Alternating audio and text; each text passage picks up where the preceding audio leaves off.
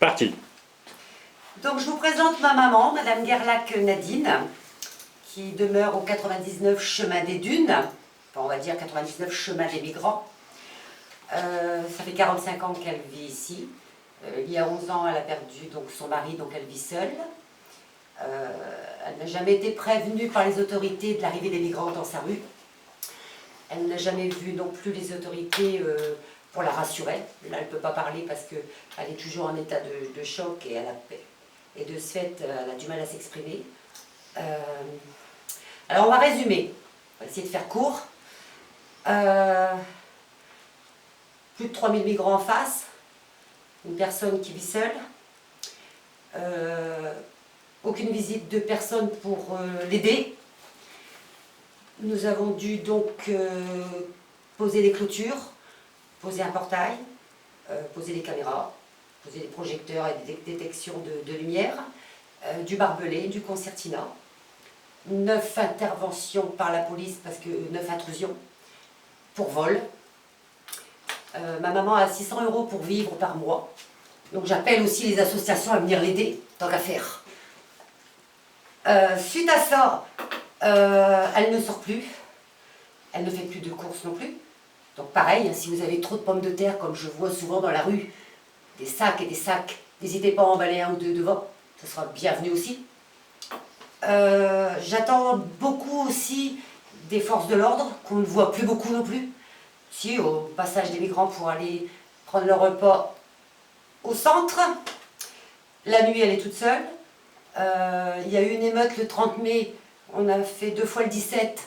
Il y avait quand même une guérilla avec 400 migrants et le feu. On attend toujours qu'ils viennent.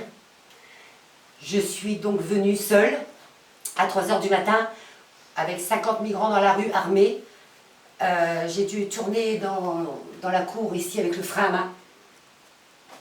Parce que j'avais pas le choix. Et j'étais dans la cave. Et elle était enfermée dans la cave. La maison était caillassée. Là, les gendarmes que j'ai rencontrés au bout de la rue m'ont dit n'y allez surtout pas. Mais j'attendais, moi, c'est mon devoir de protéger ma mère, puisque personne ne le fait. Ils m'ont dit oui, mais nous, on attend les pompiers, parce que les pompiers ne veulent rentrer qu'avec nous, qu'avec les forces de l'ordre. J'ai dit écoutez, nous, on a fait 2 fois le 17 et on attend toujours. Donc après, ils sont venus la voir, mais bon, forcément trop tard. Donc en fait, je fais le travail des forces de l'ordre, je fais le travail de l'État,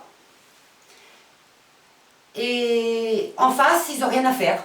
Ils sont soi-disant traumatisés, ils sont soi-disant, ils ont vécu leur famille assassinée devant leurs yeux, soi-disant, je dis bien parce que quand je les vois jouer au football, quand je les vois rire, quand je les vois chanter, je me dis que c'est la fête quand même, quoi.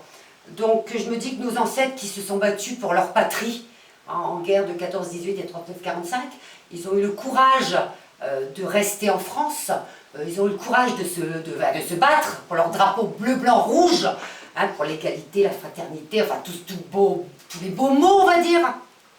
Et puis de nos jours, les Calaisiens, comme tous les Français, travaillez bien, travaillez longtemps, pour que les migrants vivent bien surtout.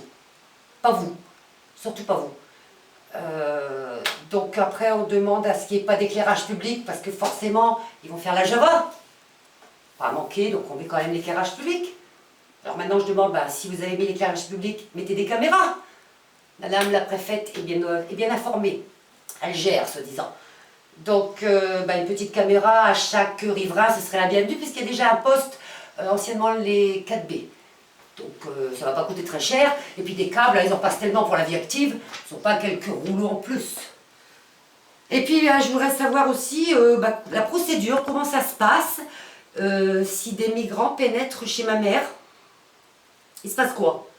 J'appelle les forces de l'ordre, ils ne viennent pas. Je fais leur travail, donc j'interpelle les migrants. Je leur dis que je vais sortir le fusil pour rigoler, puis pour aussi sortir ma colère.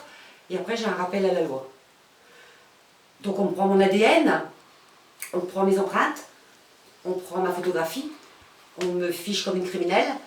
Et moi, en face, on me caillasse, on me fait signe d'égorgement et l'affaire est classée. Donc, en France, c'est quoi la France? C'est tout, mais pas pour les Français. Je suis désolée.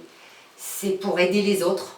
Alors, qu'est-ce qui se passe? Pourquoi on aide beaucoup les autres et pas les Français? Les Français sont bons qu'à payer.